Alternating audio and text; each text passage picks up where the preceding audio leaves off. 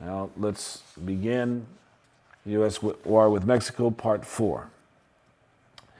In this U.S. war with Mexico, Part 4, we're going to be talking about the Treaty of Guadalupe Hidalgo, the consequences for Mexico, and the impact on Native peoples, Mexicans, and Africans that the United States will inherit as a result of taking over half of Mexico. Let's deal with the Treaty of Guadalupe Hidalgo. Now, the Treaty of Guadalupe Hidalgo brought war to an end, and it established a political boundary known as the U.S.-Mexico border today. Through it, a huge region that was formerly Mexico now becomes the United States. Texas, New Mexico, Colorado, Utah, Arizona, Nevada, and California now become the property of the United States. So if we could put that up so we can understand the depth of this takeover. Again, the Treaty of Guadalupe Hidalgo. There's Texas, New Mexico, Colorado, Utah, Arizona, Nevada, and California. A huge chunk of land now becomes the property of the United States. Now, the most noteworthy articles concern the protection of land grants and cultural rights of both Mexicans and Indians living in the region. The treaty protected land grants and tenure rights that were established during the Spanish and Mexican periods. The treaty guaranteed land titles would be respected in the areas that became known as Colorado, New Mexico, Texas, Arizona, and California. Cultural customs were to be given equal consideration, and Mexicans and Native peoples were not to be discriminated against as they took up citizenship in the new country. The Treaty of Guadalupe Hidalgo guaranteed that anyone the United States took over from Mexico would become a citizen of the United States. But the problem is that the United States only accepts white males as citizens. So it's going to be controversial. And most importantly was cultural customs were to be given equal consideration. And Mexicans and Native peoples were not to be discriminated against as they took up citizenship in this new country. And most important was an article in the treaty, number 32, that declared the U.S. border that the United States would be the border vigilante against Native peoples who resisted economic expansion. So the U.S. proudly proclaimed itself the savior of the new societies it inherited by proclaiming it to be the defender of all communities from Native American raids and depredations. The border created from this treaty now turned the Mexican migration experience into immigration. Mexicans from now on were to immigrate to their occupied country. Now, when we take a look at the treaty itself, it was negotiated in controversy. When the American Army under Winfield Scott occupied Mexico City, it was the first time the United States occupied a foreign capital. And Winfield Scott needed a treaty. He sensed that the Mexican poor were ready to rebel, and he wanted to get out of Mexico as soon as possible. Now, despite the fact that President Polk had fired Nicholas Trist from his position as negotiator, Mexican officials recognized the necessity of negotiating in order not to lose more territory. Nicholas Trist, is going to disobey Polk's order. And for 2 months after the war, he negotiated the terms of the settlement. In the town of Guadalupe Hidalgo, near the basilica that is named in honor of Mexico's national symbol of justice, Mexican negotiators fought hard to see if they could keep New Mexico, Southern California, and the area known between the Nueces and the Rio Bravo or Rio Grande rivers. Now, despite the loss in territory, they secured for its citizens the right to stay on the land and be recognized as citizens of the United States. The border is created, and of course, with that border, it immediately split families and communities, because now they will be on opposite sides. In this sense, we can see that this war continues, not militarily, but in social and economic terms.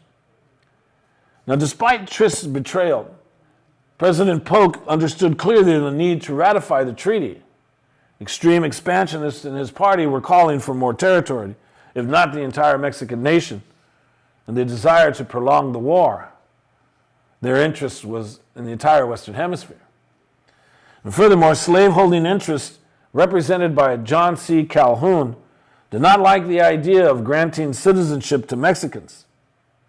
Calhoun insisted that God created the United States for the Caucasian race, that Mexicans could not be treated on an equal basis with the white race. So in this particular slide, yes, that's John C. Calhoun, South Carolina senator. Did not like the idea of granting citizenship to Mexicans. Of course, this is the southern view that radiates. Let's go to the PBS documentary and let's appreciate the Treaty of Guadalupe Hidalgo.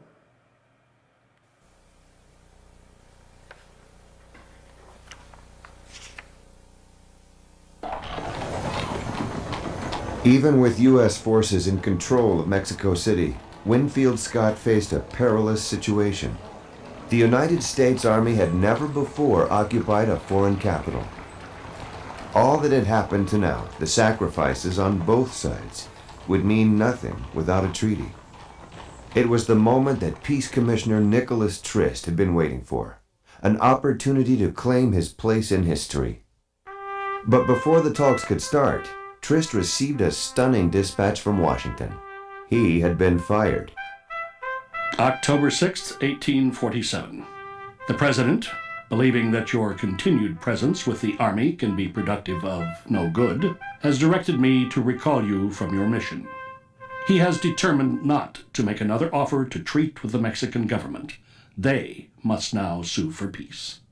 James Buchanan, U.S. Secretary of State. Interim President Manuel de la Peña y Peña urged Trist to stay. For weeks, Mexican leaders had struggled to form a government stable enough to even attempt negotiations. En este momento se hace necesaria para los At this time, mexicanos. it was necessary for the Mexicans to negotiate because they were afraid of losing all of their territory, O de más territorio or even more que ya había territory sido than that already occupied in the north and demanded by the United States. por los Estados Unidos. In Mexico, Trist was trusted by both sides. Without him, everyone feared the negotiations would collapse. Pressed by both Scott and Peña y Peña to remain, Trist made his decision. In a condescending 65-page letter, he informed Buchanan of his intention to disobey his president. If the present opportunity be not seized at once, all chance of making a treaty at all will be lost, probably forever. Trist knew his response would take weeks to reach Washington, and more weeks would pass while an angry reply worked its way to Mexico. Meanwhile, he would try to negotiate a peace. The talks lasted 2 months, but by late January of 1848, Nicholas Trist and the Mexican peace commissioners had agreed on most of the terms of a treaty. The United States would pay Mexico $15 million. The lands of Upper California and New Mexico would be ceded to the United States. Los mexicanos pelearon muchísimo. The Mexicans fought very hard not to cede New Mexico. Pelearon por retener. They fought to keep Southern California, which was also more inhabited by Mexicans. And above all, they fought for the area from the Nueces to the Bravo. These were the lands over which blood had first been shed. But here Trist would not give in.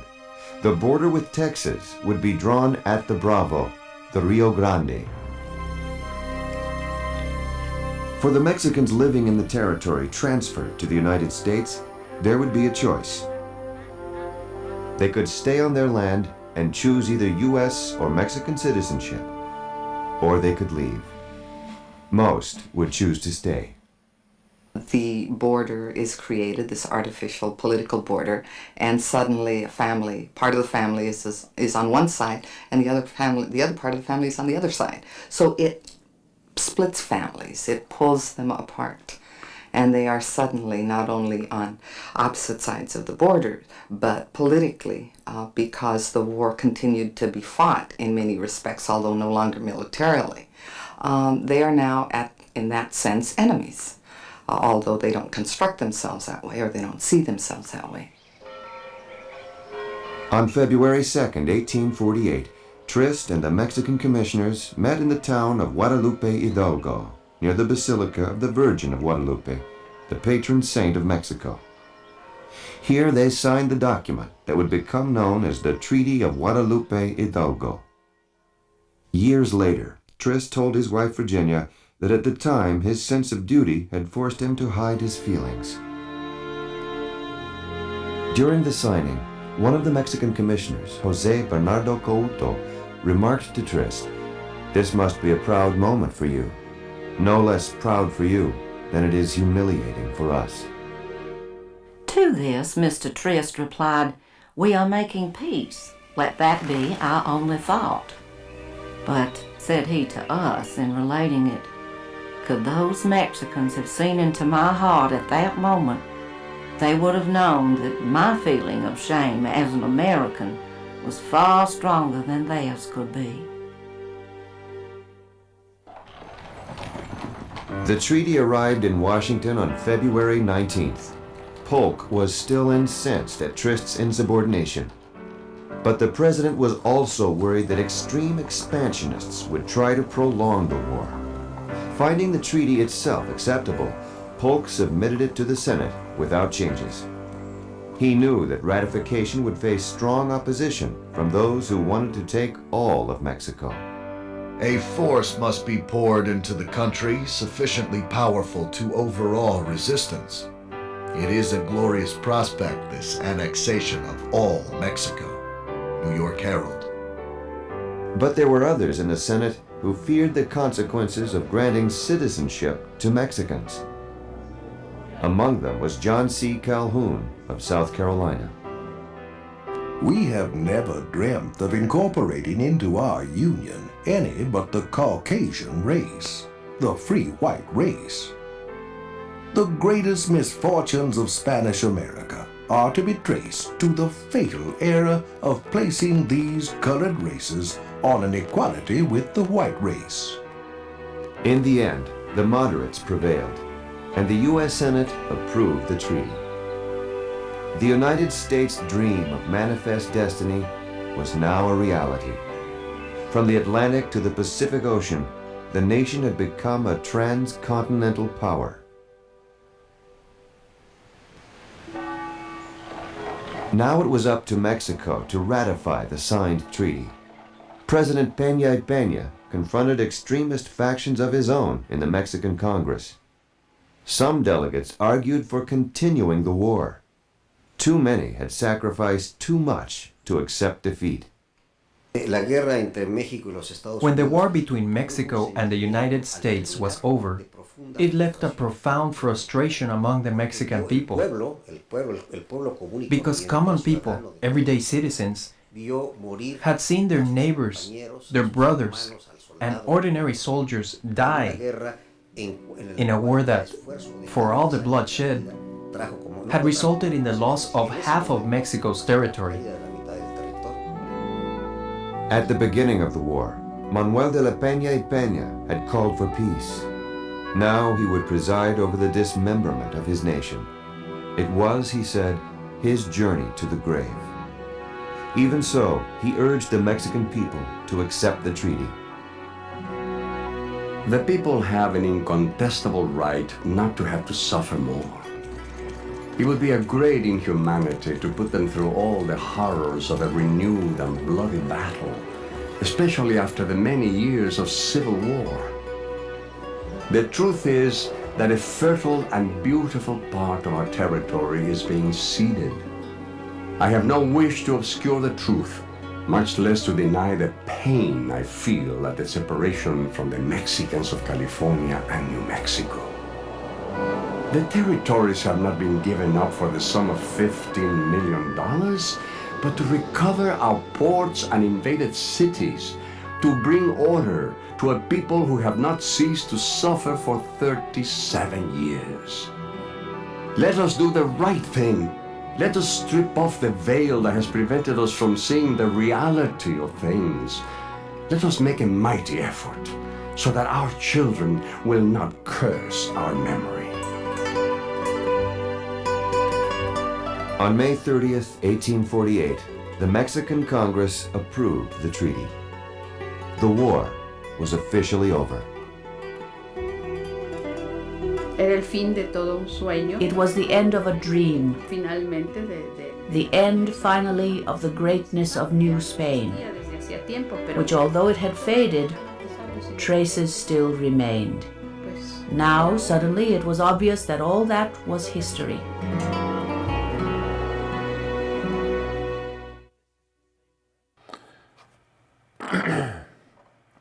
Okay, so that's the Treaty of Guadalupe Hidalgo. Now let's appreciate the consequences for Mexico, the consequences of the war for Mexico.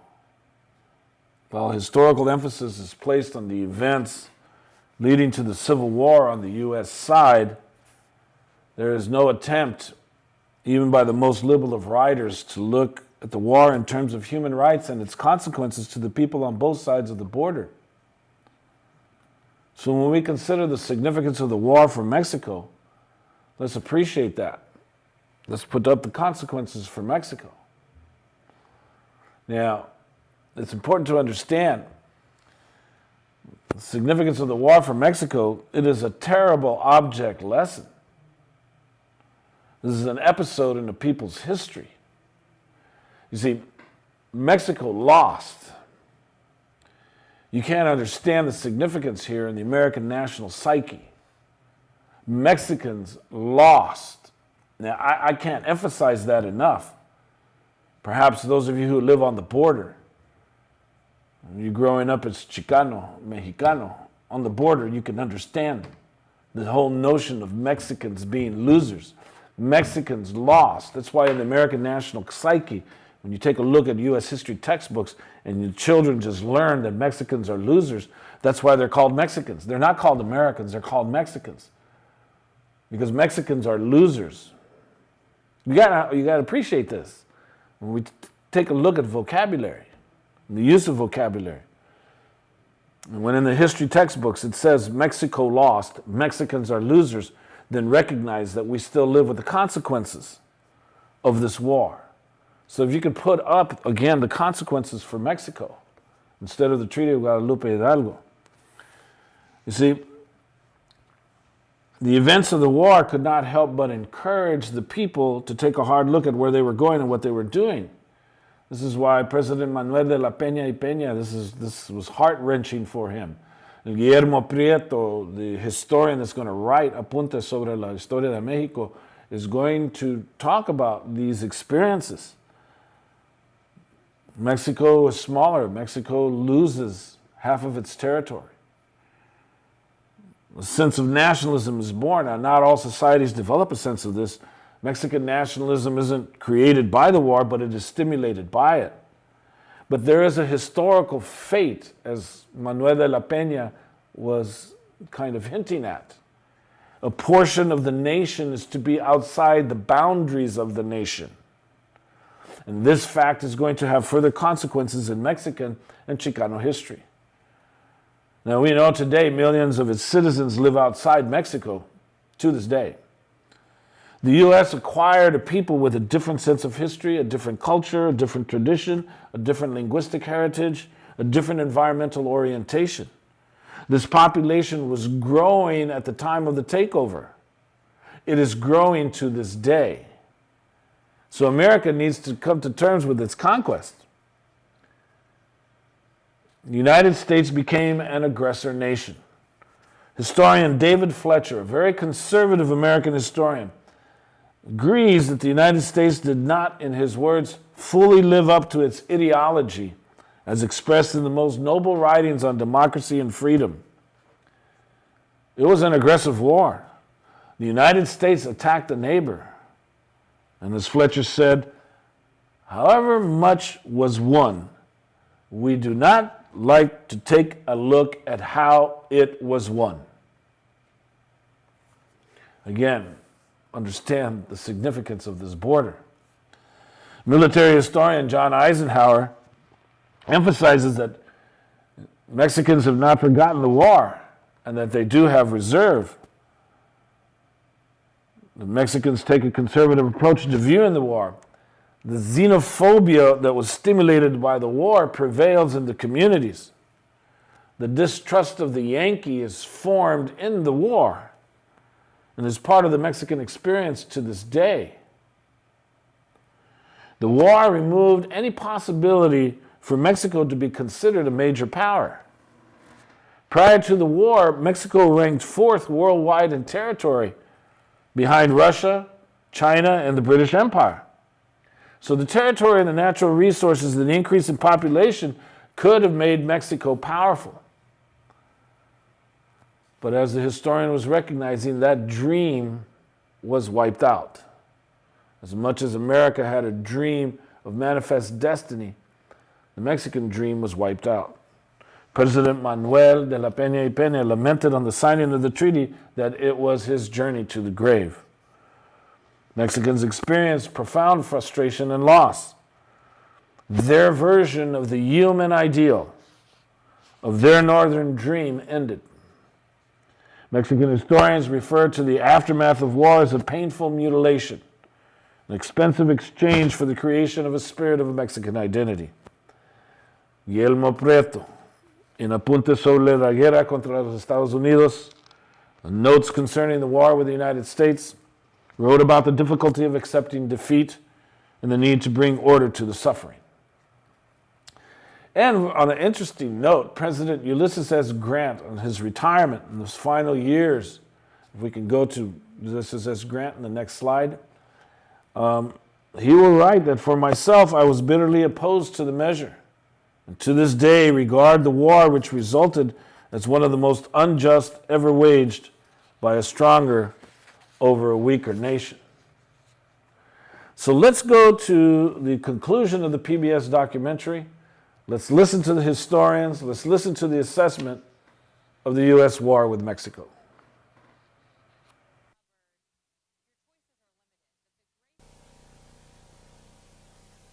I think the biggest thing that Americans have to realize is that the Mexicans have not forgotten this. And so if we think that we are being friendly, hospitable, generous in dealing with the Mexicans these days and find that they have some reserve because they're very conscious of history, I think an understanding of the Mexican War will let us understand better how they feel about it. Pienso dejar como reflexión final. I would like to leave as a final reflection the only benefit we had from this shocking experience. Of course, it was a painful mutilation of our territory, but in exchange, very expensively for sure, we found a spirit of Mexican identity. On the 4th of July, 1848, U.S. veterans of the war with Mexico marched proudly on parade in their nation's capital. Later that same day, the countersigned Treaty of Guadalupe Hidalgo arrived from Mexico City. James K. Polk had proved a man of his word. The goals he had set before the Congress and the nation early in his term had been fulfilled. Monday, August 14th, 1848. I am heartily rejoiced that the session of Congress is over. My long confinement and great labor has exhausted me, and I feel the absolute necessity of having a rest. Polk had hoped that his success would benefit his beloved Democratic Party, but his reward proved bitter. On Inauguration Day in 1849, he watched as his political rival Zachary Taylor, the victor of Monterrey and Buena Vista, was sworn in as the 12th President of the United States. Exhausted, Polk returned to his home in Tennessee. 3 months later, he was dead. Although defeated in battle and forced into exile, Antonio Lopez de Santa Anna would be called to the presidency of his country yet again in 1853. 2 years later, he was back in exile, not to return to Mexico for nearly 20 years. I have drunk the cup of bitterness drop by drop.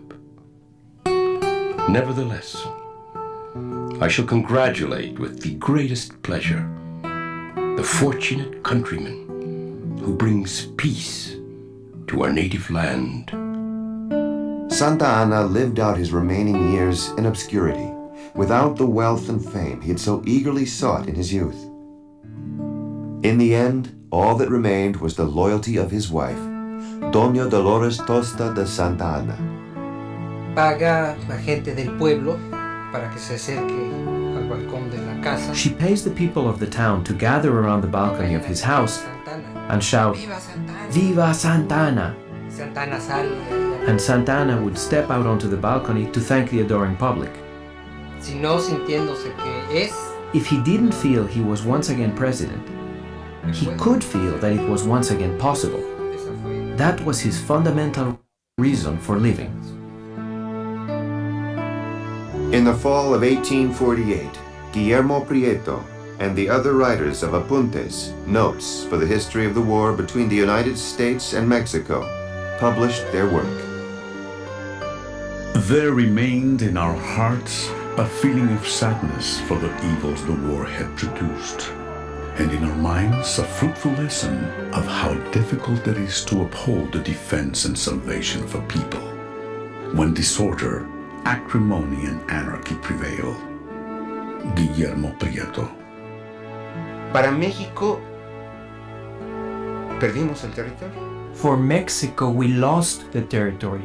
Pero la experiencia de ser invadidos, but the experience of being invaded gave us Mexicans the necessary elements para pensar y recomponer, to rethink, to recreate our country and consolidate our nation. Nuestra nación. In the years following the war with the United States, Mexico would continue to struggle with political division, civil war, and foreign intervention. But in 1867, in the aftermath of the War of the Reform, President Benito Juárez was able to unite Mexico and defeat a French invasion of the country. Unlike the divided republic that had confronted the United States, Mexico had become a stronger nation. Even so, the North American invasion would never be forgotten. Es difícil superar. It is difficult to overcome a defeat so traumatic, so painful. Pero con el tiempo, but in time, we will have to assimilate that. De hecho, pues ya pasó mucho tiempo. Surely, it's been a long time, and we have more important things to do in order to build a viable, modern, progressive, free, and just nation. In the United States, many Americans had become convinced that theirs was a republic for the ages, a model for the rest of the world to follow. The professional army General Winfield Scott had championed throughout his career would help transform the United States into an international power.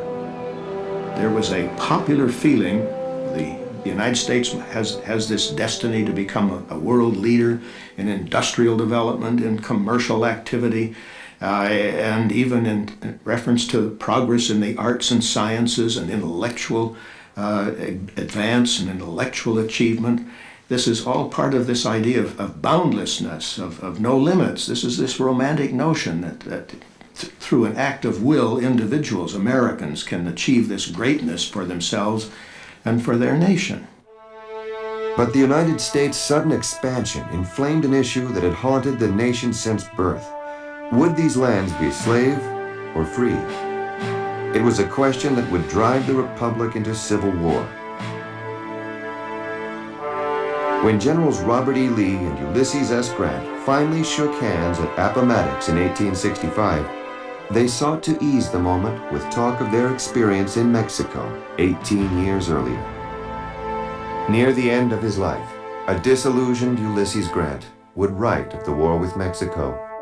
I regard the war as one of the most unjust ever waged by a stronger against a weaker nation. There were others who shared Grant's opinion that the United States had been at fault. And if not at fault, that it did not fully live up to its ideology as expressed in the noblest of the American writings on democracy and freedom. This was an aggressive war in which we attacked a neighbor, and however much we may have won from the war, we do not like to look at the way in which we won it. The lands taken from Mexico had become an important source of wealth for a growing United States. The discovery of gold in California spurred a great westward migration of entrepreneurs and settlers seeking new opportunities. For Native Americans, it was the latest invasion of their homeland and the beginning of another struggle for survival that would continue for generations. In the far distant past, the world seemed large enough for both the red man and the white man. He once came to trade. He comes now to fight. He covers his face with clouds of jealousy and anger and tells us to be gone. Saint Agya, Sitting Bear. After the Treaty of Guadalupe Hidalgo, more than 75,000 Mexicans chose to remain on land which had now become part of the United States. Most would become U.S. citizens, but many would lose the land on which their families had lived for generations. The United States does not claim them as full citizens. As a matter of fact, immediately almost sets up multiple barriers and multiple obstacles so that they are not considered full citizens, neither they nor the indigenous peoples that were already here either. And Mexico has lost sight of them, has lost them. So what of them? Who, not only who are these people, but they don't have, now they don't have a homeland and they don't have a nation. In California, even the wealthy Mariano Vallejo was unable to retain his place in the new order. In what many believed was a violation of the Treaty of Guadalupe Hidalgo, Vallejo was required to prove the validity of his land grants from Mexico. The legal battle forced him to sell much of his property to pay lawyers. In the end, he lost the rest to Yankee mortgage holders. The wheel of fortune is very fickle, Vallejo would write. It hit me among the first.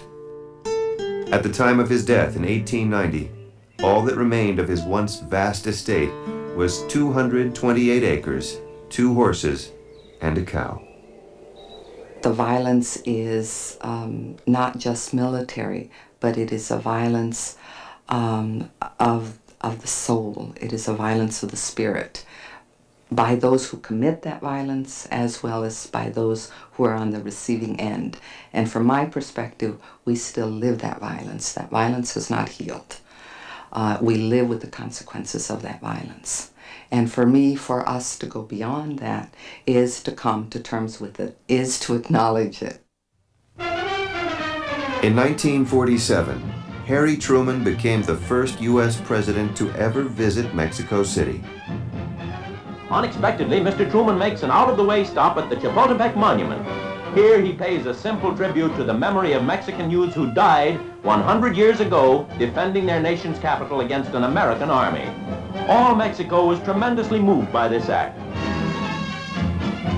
Truman brought to Mexico a promise. To observe the doctrine of non-intervention.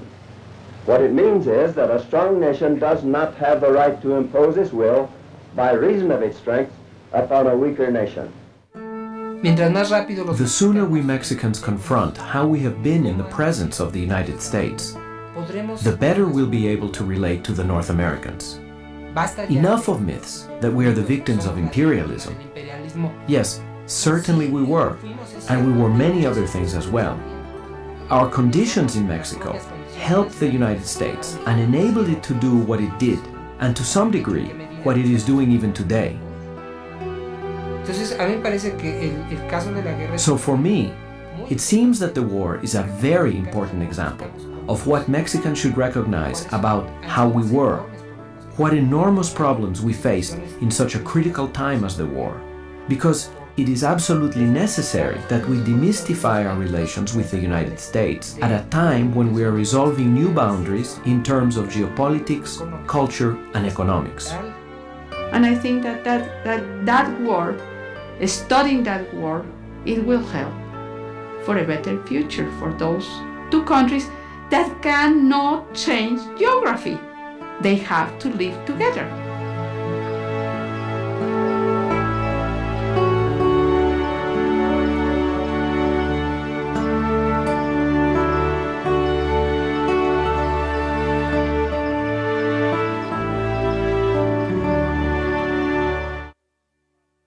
All right, how about that? How about that? They called it the legacy. The legacy.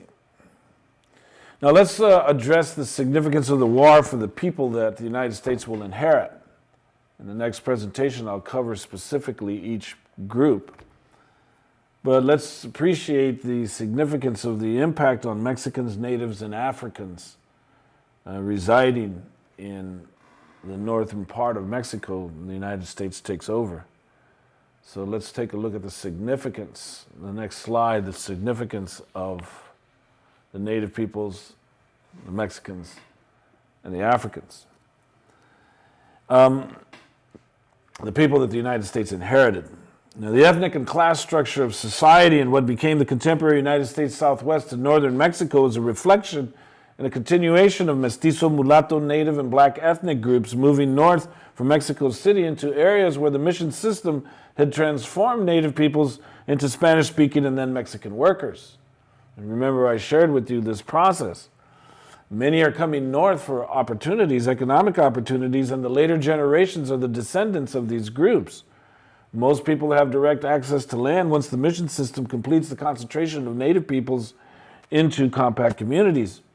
And then I shared with you in previous presentations the regional differences that became apparent between 1750 and 1800 and the rich cultural strains that came identified as Tejano and Manito, and Chihuahuense, and Sonorense, and Californio, Coahuiltecan, Tamaulipeño. They are part of the social fabric of the United States today. The Tejano culture developed in Texas and became characterized by these small and medium-sized ranchos that operated as family enterprises. The Manito culture developed in New Mexico. This was an area that witnessed more class stratifications and distinct Spanish and native communities that were all participated in nascent market activity that was tied to Chihuahua and central Mexico. The Sonorense culture forms the basis of Arizona's existence today and is heavily influenced by the practices of the Oatam, the native peoples that live there, those that live in extreme aridity, and its emphasis on mining traditions. And then there's the great Californio culture that became characterized by large-scale properties, of which Cal State Dominguez Hills is a part of, while small land holdings were almost absent.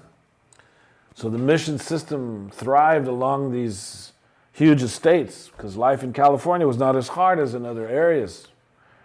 But what is important to note, again, about the experiences as I was sharing with you in the class, is the arrival of people into the area that will become the present-day United States Southwest. It was constant. It was continuous. During the 17th century, the 18th century, the 19th century, it's constant to this day. And of course, what's most important with regards to our class right now is the work activities that included agriculture, livestock husbandry, artisan production, mining, and transportation, with agriculture being the most basic work.